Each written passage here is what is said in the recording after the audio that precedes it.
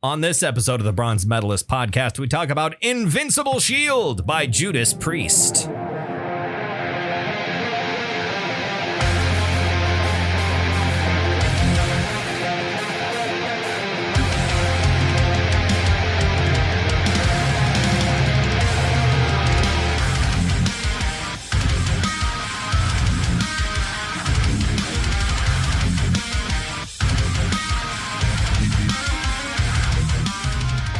Hi, everyone. Welcome to another episode of the Bronze Metalist podcast. I'm Kale. I'm OJ. We're two professional broadcasters. We like metal and we like to talk about it. And today, boy, howdy, we're talking about some metal. We're talking about the newest Judas Priest album that came out in March. It's called Invincible Shield. Yes. Which sounds like an RPG ability. It sounds like an ability you'd have in like Final Fantasy or something. I'm going to cast Invincible Shield. And your character like yells it out loud, Invincible Shield! And it pops up and like a big cutscene plays or something. I've never played a Final Fantasy game. Really? Never once. I've only played one Final Fantasy game. Final Fantasy 11. It's interesting because like my first real console growing up was a PlayStation 2. There were a lot of like games like that I could have played growing up, but I just didn't. Like I don't think I had like a single Japanese game other than there was like a 3D Pac-Man game that we had, which technically counts. Not even technically, it just does count. But like or at least I think it does, assuming those games weren't like developed by some third party in the US. But like, I never had any like JRPGs or anything like that growing up. I never had any RPGs, period. Growing up. The first RPG I played was Skyrim. Wow. I came out on 11. Yeah. I guess, do you consider Grand Theft Auto San Andreas to be an RPG? It introduces a couple of light RPG elements in the fact that like how customizable CJ is and the fact that you have stats that you can upgrade by doing certain things like working out. Yeah. I love that you could make CJ just a big old husky fella. I've done it. You could make him a real chunky guy. And I love that it would change his voice and his voice lines. And it makes some of the dialogue between him and Big Smoke kind of weird. Because people are always making fun of Big Smoke's weight. Yeah. It's like, who the fuck are you to talk, CJ? God damn.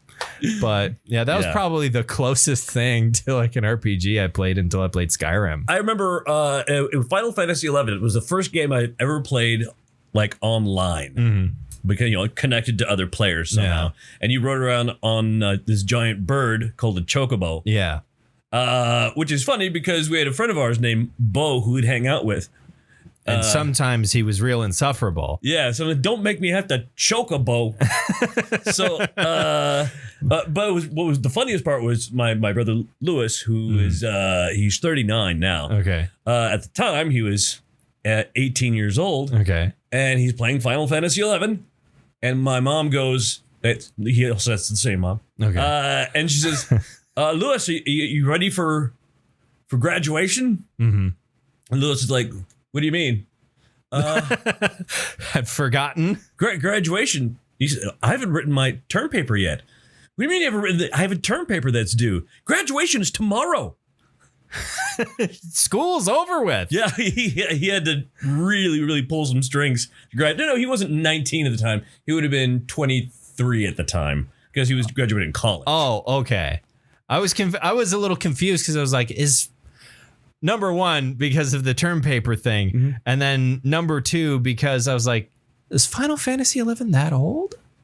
I mean, it's kind of old. I mean, it's at this point, yeah. Almost 20 years old. I was trying to remember when Final Fantasy 10 came out, which I think was early 2000s, something like that. But I don't know. Again, I've never played one of those games, so they're fun. Yeah, they look like they'd be fun. I just never. By the time I was like discovering RPGs as a genre, I had an Xbox. Sure. And so it was Bethesda RPGs for always known for their high quality games. Well, it was Skyrim, and then the next one after that was Fallout 3. Right. And then I picked up Fallout New Vegas, and the first time I played Fallout New Vegas, I kind of had no idea what I was doing, or like I kind of didn't know how to play RPGs yet. I was just kind of going around and doing random shit and picking things up and not having any understanding of like, oh, you increase these stats to get better at these things. And I just, for some reason, those neurons weren't connecting in my brain. And then later, probably like 6 months later, I picked up Fallout New Vegas for the second time and was like, okay, I'm going to actually play this and figure it out, because I'd done that with Skyrim too, where the first time I played through it, I was like, I don't know what's going on, and I had a like wacky armor set that was totally mismatched, and just the like build was terrible. And so I'd done that. I was like, okay, now I'm going to do the same thing in Fallout New Vegas, because people say it's really good and I want to figure it out. And then I was like, oh, yeah, no, this is really, really good. But most of that is due to the writing of the game and the quest writing and design, rather than the gameplay. The gameplay is just Fallout 3 with some better systems added to it.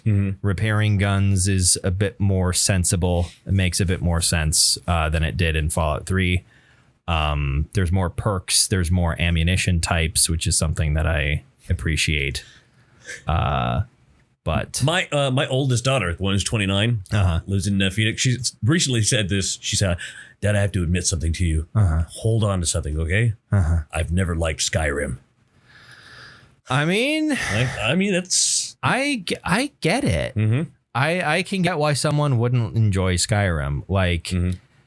It's kind, especially if you've played a bunch of other RPGs before you've played Skyrim. Yeah. Especially stuff that's maybe a little bit newer than it or something like that, or stuff that is more in depth.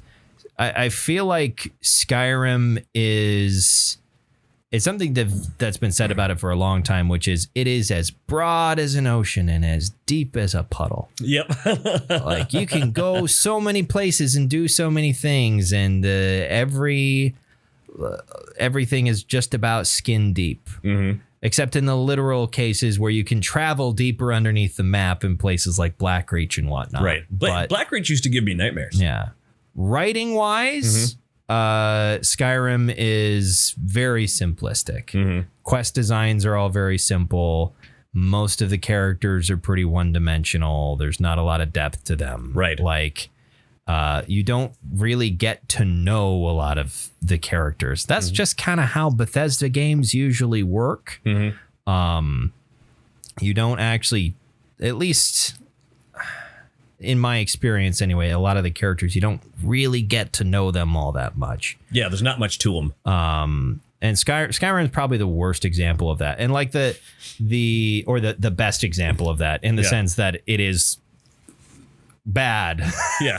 I don't know if I quite articulated that the way that I wanted to, but in any case, like the characters in that game are fairly one-dimensional. I feel like a lot of the companions in Fallout 4 were a bit deeper. They had a little bit more going on, but the dialogue system was so simplistic because you were so limited in the things you could say. Right. Because everything from the protagonist had to be voiced. And so they gave you yes, sarcastic yes, enthusiastic yes, and no, but yes, because I'll have to come back to this conversation later in order to progress the quest line, and I'll need to have to say yes. So yeah, I feel like a lot of the companions in Fallout 4 are a little bit deeper, but like dog meat. Yeah, like dog meat. Right. He's got so much going on, so much inner life. There's a dog companion in Fallout New Vegas that has a very interesting quest connected to it. Really? Like the dog doesn't have, like, the dog's personality is ultimately a dog. Right. But like Rex has some shit going on. Because he's a robo dog with a brain, like he's got a dog's body, but he's got a brain case, and his brain is like needs to be changed, basically. Like his original brain is getting too old, and so you have to go around the wasteland and find a new brain to put into Rex's body. and it will change his personality a little bit. And like his current owner, when you find him, is the king, baby, who is like a gang leader that leads this gang of Elvis impersonators, because it's Las Vegas. Right. And they're called the Kings, and they're all Elvis, and it's great. But yeah, you pick Rex up, and because he's like, hey, something's wrong here with Rex. Why don't you go figure it out? But yeah, like Rex has a neat little quest line. I don't think Dogmeat in Fallout 4 actually had much of anything going on. I think he's just a friendly dog that you find. Right. Just outside the gas station. Yeah. I have no idea what any of the characters in Starfield are about, because I have no interest in playing that game.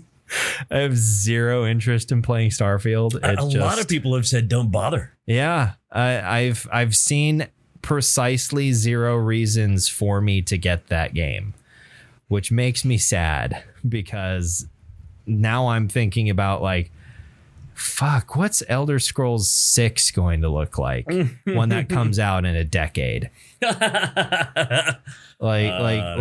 What is that going to be like when it finally does come out? Is it going to be as hollow and shallow as Starfield is? I don't know. Like, Bethesda can't learn a fucking lesson. They never learn anything. Well, they learn what gets them money, I guess. I don't know what Starfield's sales have been like. Like Skyrim, continued to sell for an extremely long time, which is why they kept putting it on every single thing they could.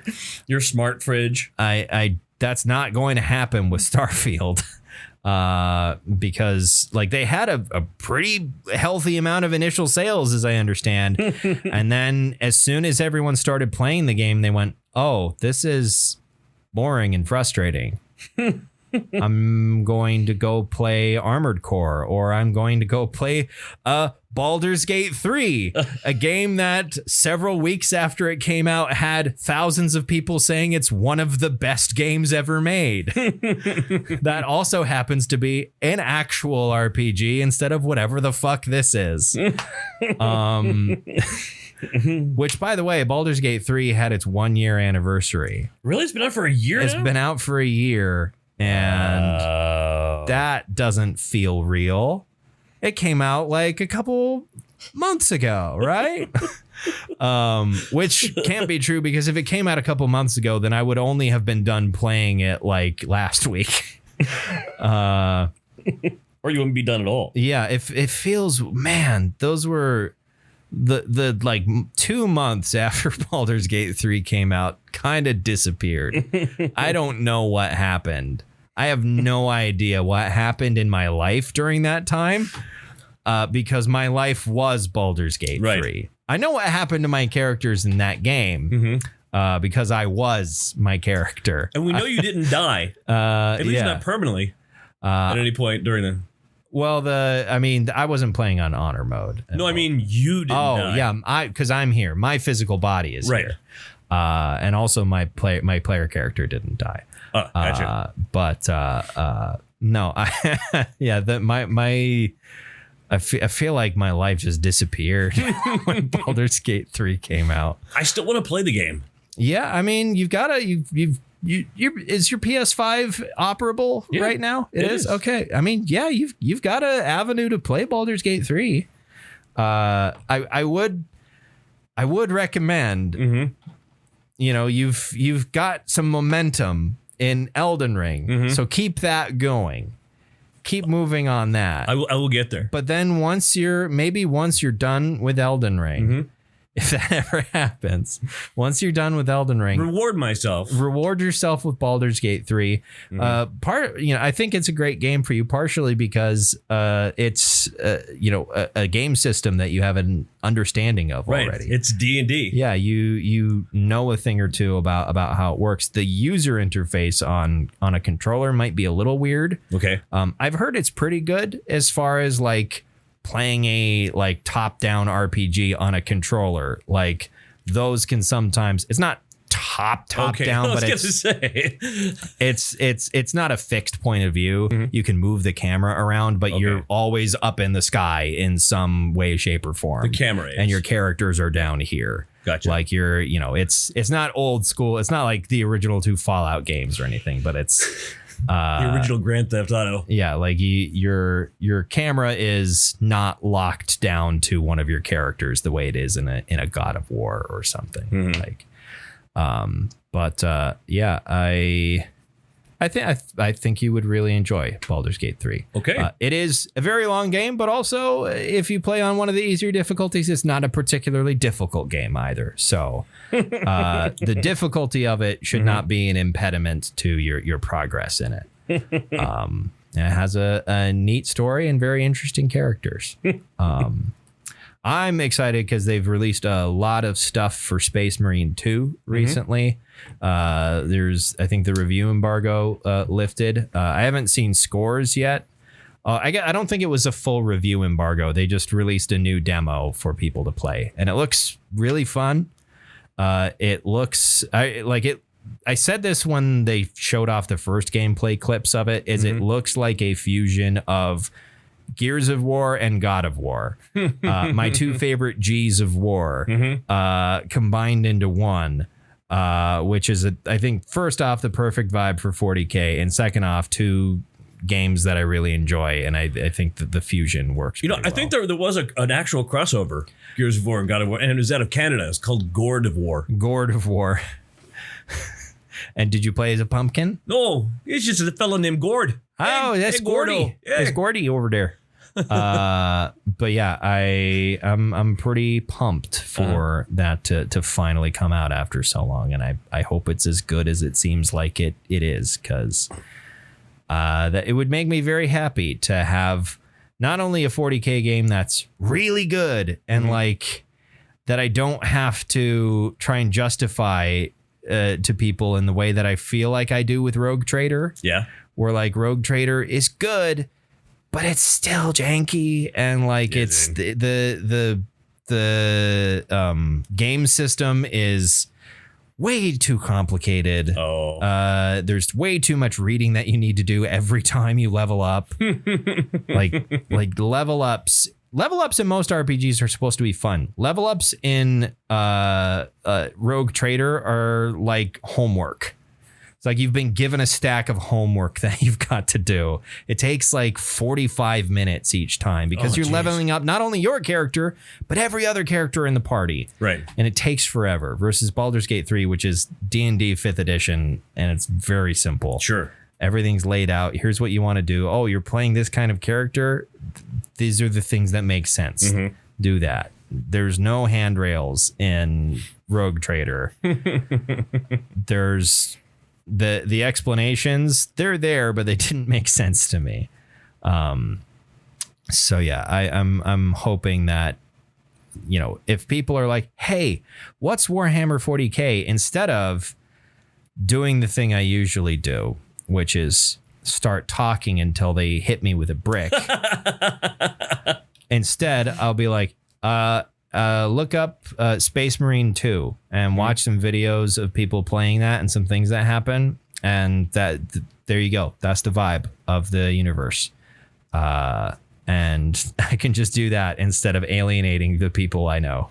I've actually informed my youngest child. I said, if, by the way, you're ever like on a bus sitting next to Caleb Warner, make sure you say the words, what do you know about Warhammer? Why would you say, no, you don't want them to do that, because then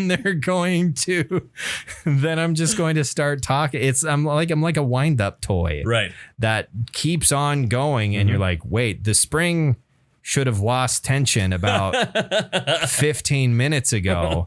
I think this thing has been possessed by some sort of technological demon, and I'll need to call a tech priest. A tech priest to exorcise the demon from this machine spirit. There we go. I put some Warhammer in there. You did. You know what else sounds?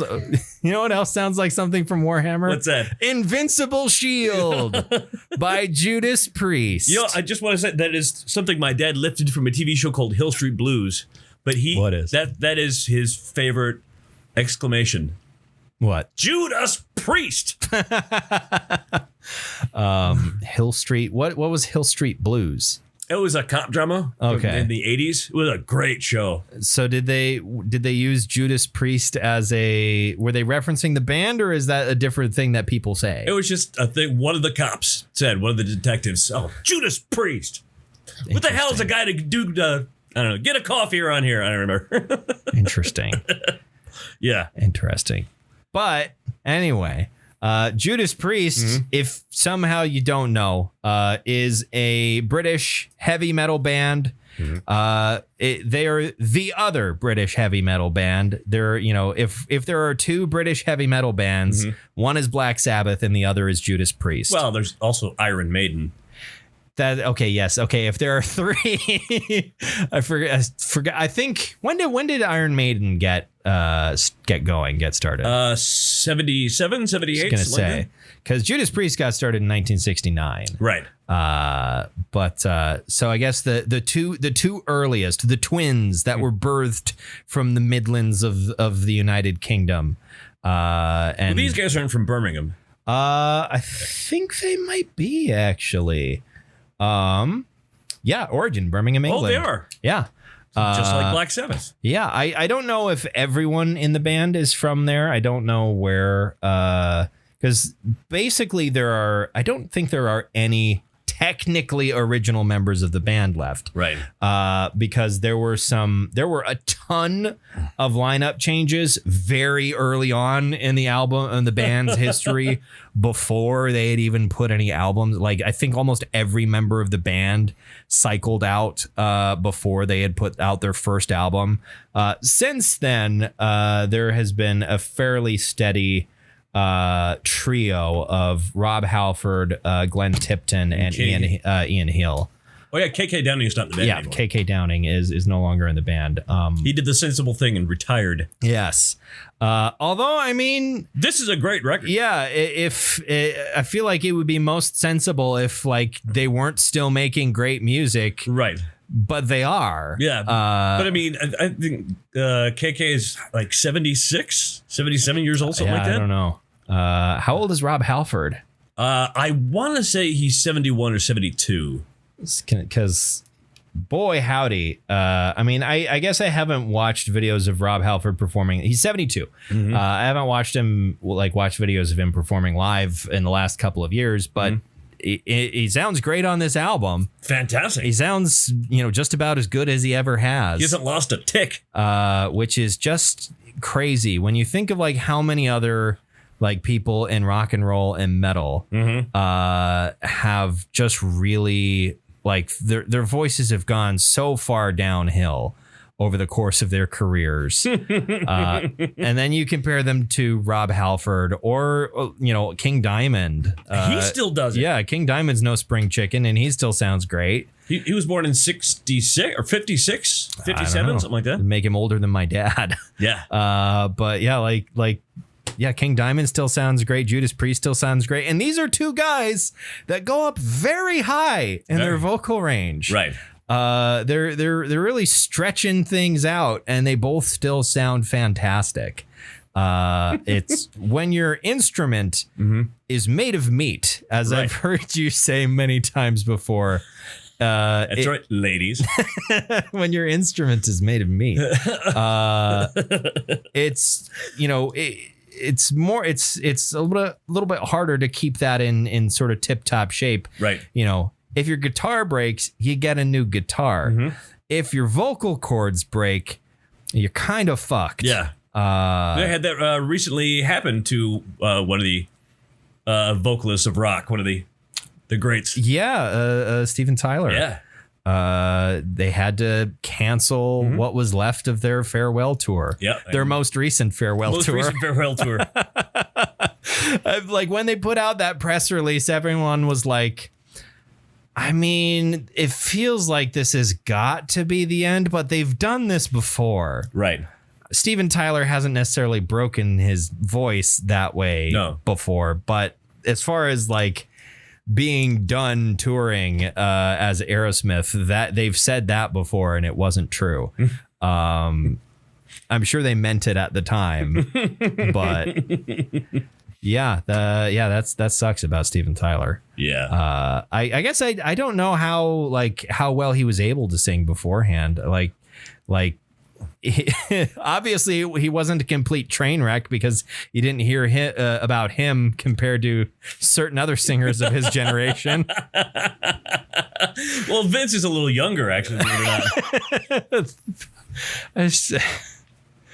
It's so easy. Like, it feels like punching down, making fun of him. Well, even though he's famous and wealthy, it still feels like punching down somehow. Like, they were gonna play here, yeah, and then that shit got canceled. Oh no, they did play at the fair. Yeah, Motley Crue did play. That's right. I forgot. I was like, what? I didn't hear about that. I was fairly sure Motley. Didn't they play the first night? They opened the fair, and I was told actually they did a great job. Yeah.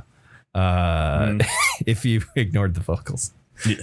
I didn't hear anything about the vocals, whether or not they were good or bad. Mick Mars is retired. Yeah. Well, he's got very good reason for that. Yeah, his bones are fusing together. He can hardly move.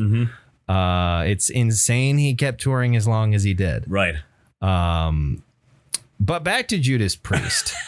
So yeah, Judas Priest, of course, founded in 1969. Ton of lineup changes, but pretty steady with a trio of performers since sometime in the 70s is pretty much when I think the latest of the three of them that joined was like 74, something like that. But absolutely one of the most iconic bands in heavy metal, considered to be like one of the landmark acts as far as like inspiring various other genres of metal. Hugely influential for power metal and speed metal and thrash, like a very foundational band. Extremely influential stylistically as well. If you associate heavy metal with leather and spikes and metal studs on a leather jacket, that's because of these guys. Right. That's because of Judas Priest, specifically Rob Halford. Yes. Rob Halford was hiding in plain sight. That's all he was doing. Sure, yeah. Of course, Rob Halford also famous as one of the most high-profile gay people in heavy metal as well. He came out in 1998. Something like that, yeah. They even made a movie about it. Did they? Yeah, they did. Well, they didn't say it was about Judas Priest. Oh, okay. But it was clearly wink based on Judas Priest. I remember I was reading today where he apparently there was like an incident where he was on like a nudist beach or something like that in California that was famous for being like a gay guy's hangout, and he got arrested for something, and the cop was a Judas Priest fan and agreed to like keep it quiet. This was back in like the 80s or something like that. But he eventually came out. And there's not really much more to say about that. It's just a bit of trivia about Rob Halford. I guess. And he left the band because, of course, the metal world wasn't ready for that sort of thing. Yeah. Well, and when he came out, he had already been out of the band for a bit. Had he? Yeah. That was during one of their, I guess now you would call it a hiatus. I don't know if that's the way it was characterized at the time. They made a couple albums without him as well. Tim Ripper Owens. I think those were both in the early 2000s. I was looking at a timeline. Was it early 2000s or was it late 90s? I want to say one or the other, or late 90s into the early 2000s, I think. But eventually Rob Halford joined back up for these most recent two albums. We talked about Firepower. Painkiller. Yeah. Did we not talk about Firepower? I know we talked about Painkiller, but I thought we talked about Firepower at some point. We might have talked about Firepower. We've done so damn many of these. Yeah, I know. We definitely have talked about Painkiller, but I can't remember if we talked about Firepower or not. I think we may have talked about it at work with Jeff, of all people. Right. Our coworker at the time, because I think he had been listening to it. And now he's retired. Yes. Unlike Judas Priest. So yeah, this is the most recent album. Came out in March, and it's more Judas Priest. Yeah. It's a lot of fun. There's great production going on, done by Andy Sneap, who is their. This is the second album. We're on a Sneap marathon. Well, Andy's a prolific. He's dude. an extremely prolific producer, and he's also happens to be their touring guitarist in place of KK Downing. Yes, or no, I think. Well, he would be in place of one of their current members. I'm not sure who. Glenn Tipton? I would imagine it would be Glenn Tipton, because I don't know if Richie Faulkner is. I don't think Richie Faulkner. Yeah, Richie Faulkner is only 44, so I would imagine he would be touring in place of Glenn Tipton, but I don't know. All I know is he was listed as their touring guitarist. I don't know who he fills in for, but also he produced this album. But yeah, I don't know. It sounds great. Everything on it sounds great. It's more great Judas Priest. Like, I mean, I want you to imagine a Judas Priest album. You're correct. Yeah, and there you go. You have Invincible Shield. Yeah. I think. I mean, nothing on here is really a departure from them. I'm also not the world's greatest authority on Judas Priest, but I do think the last song on the deluxe edition. Did you listen to the deluxe edition? I'm not sure which edition. The Lodger was the last song on there. Yep. That one feels a little different. That one, again, I haven't listened to their entire discography, and the stuff I have listened to, not all that recent, but the Lodger felt a little different. It almost felt a little bit more like a King Diamond song, a little bit. Sure, it had kind of some spooky vibes to it. It was wasn't quite so fast. It was part of the King Diamond vibes, I think, is just Rob Halford's voice. Yeah, right. They, like we mentioned before, they have a similar sort of range. I think King Diamond goes a bit further up than Rob does, but not that much further. I would love to hear a duet between King Diamond and Rob Halford. Yeah. That would be awesome. That would be really cool. Could we get like a big medley or a big chorus with like a bunch of really legendary like metal singers? Like why not throw Mike Patton in there as well? Like specifically metal singers who are famous for their extreme range, their very impressive range. Definitely Barney Greenway. I mean, his range is not quite as pleasant to listen to in the traditional sense, but speaking of Birmingham, Birmingham. That was a Beatles impression. That was Liverpool. From Liverpool. I'm from Birmingham. No, you're not. Alabama. Yeah, that's how they say it in Alabama. They say it Birmingham. Everyone says it that way in Alabama.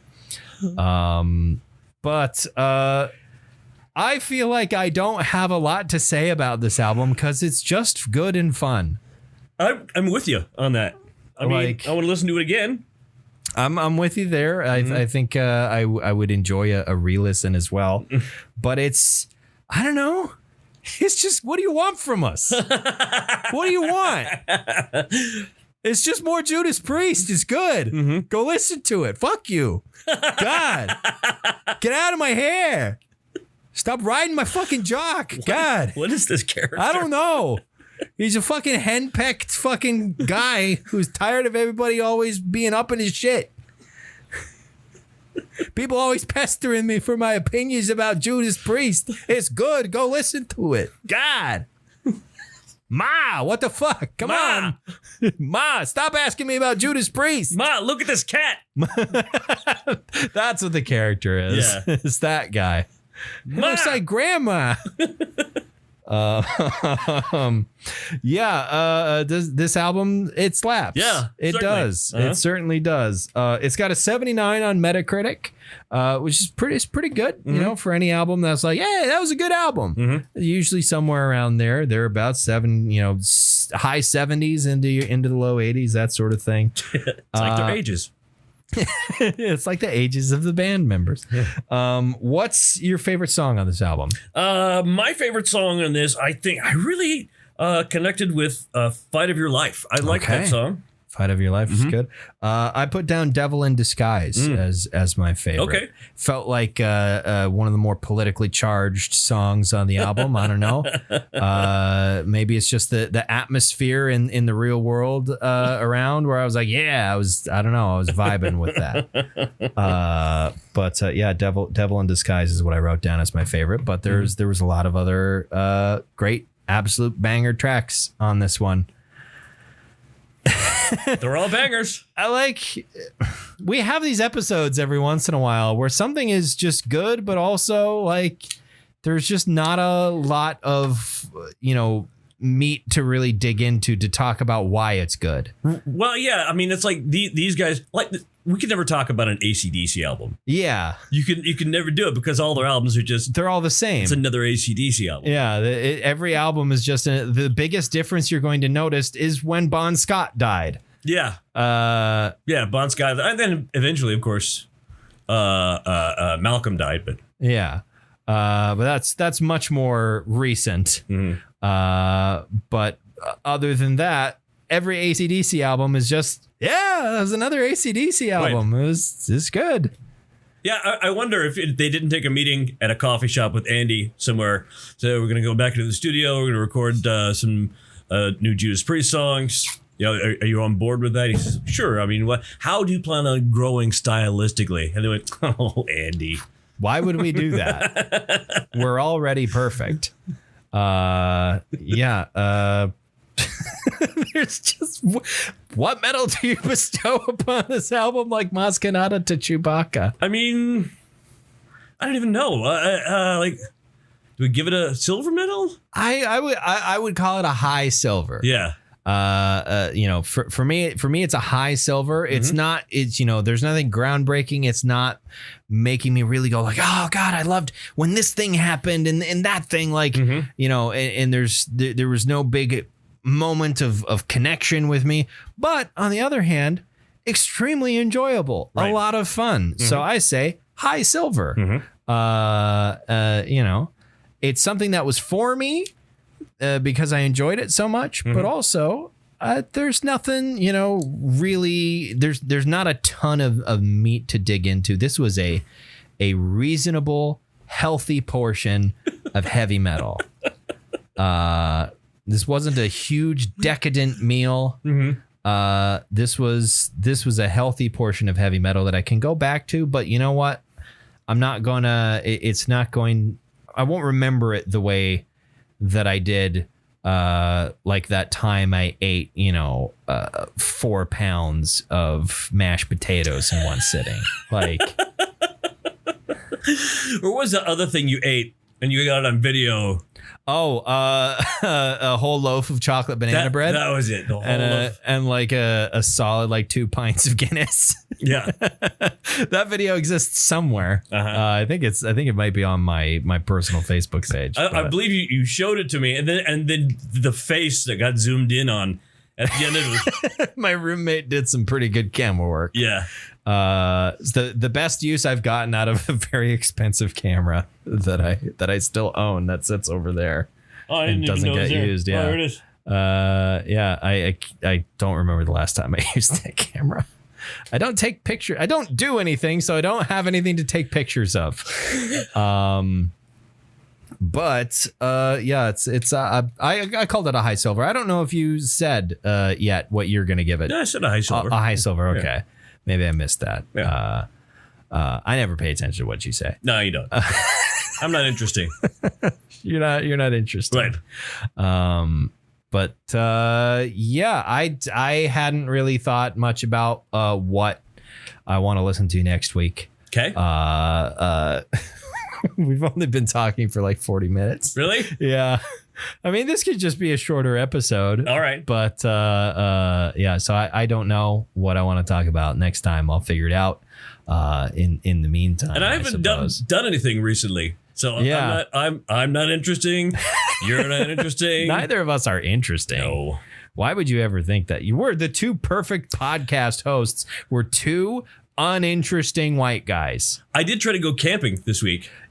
I think you successfully went camping. I did not. Wait, what do you mean you didn't? You didn't successfully go camping? Why is that? I mean, I went solo camping, and I took the tent, and I set up the tent, and I got a fire going, and then I blew up my mattress, and I went to go lay on it for a bit, and all the air was out of it already. Oh no! So that's why you threw your air mattress away. Yeah, because you mentioned like I wanted to see if my air mattress had blown away, but that didn't say what the deal was with the air mattress after that. And then even though I've grilled probably 1,000 steaks over my lifetime. I closed the grate over the fire and I put my cast iron pan on there, and then I put the steak in there, and then I flipped it, and it still had that plastic oh no maxi pad. Oh no. And I grilled that into the steak. I'm like, yeah, that's fine. What's a little bit more microplastics, right?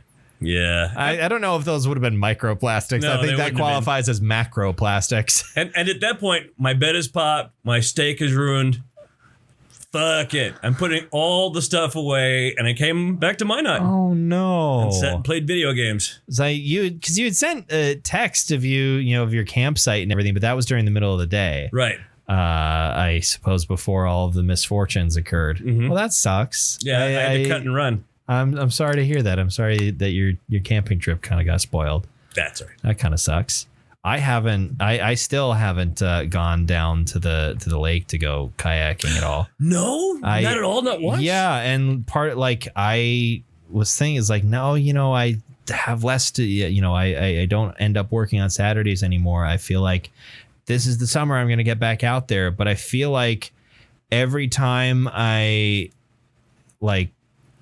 feels like also the weather has been especially cruel. Because there have been so many days where during the weekday it will be sunny, relatively cool, and there will not be any wind. And then during the weekend, it's like time for 15 to 25. Yeah, gust of 35. Like fucking come on, just give me one goddamn Saturday with low winds. That, and also I've just I don't know. I'm just always tired, and I just don't want to get up early to you don't have to get up early, but it's stuck in my head because that's also when it's the least windy. Whoop. It's going to be perfect this Saturday. What's the wind speeds there Saturday? Oh, looks like the wind. Are you looking at Minot, or are you looking at Garrison or Cole Harbor? Let's see. This is my location is all it says. Yeah, see, that'll be Minot then. Here's Phoenix. Yeah, I want. Tell me what the weather's going to be like in Phoenix, Arizona. Let's see. I'll go visit my cousin. Where there's famously a lot of water. Cole Harbor. Whoops. And doesn't recognize that as being a real place. Cole Harbor's not a real place. Right. I might have it. I think I have it saved on my Weather Channel app. And Witchburn.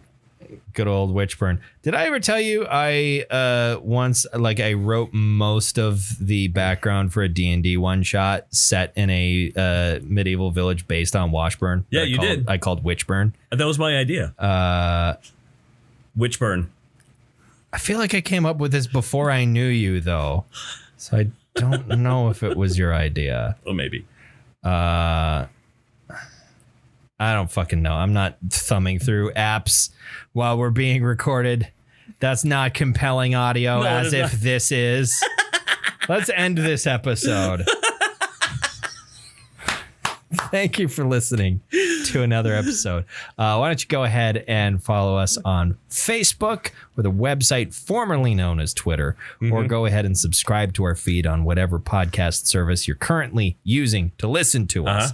Thank you very much for listening to another episode of the Bronze Metalist Podcast. I'm Kale. I'm OJ. Congratulations.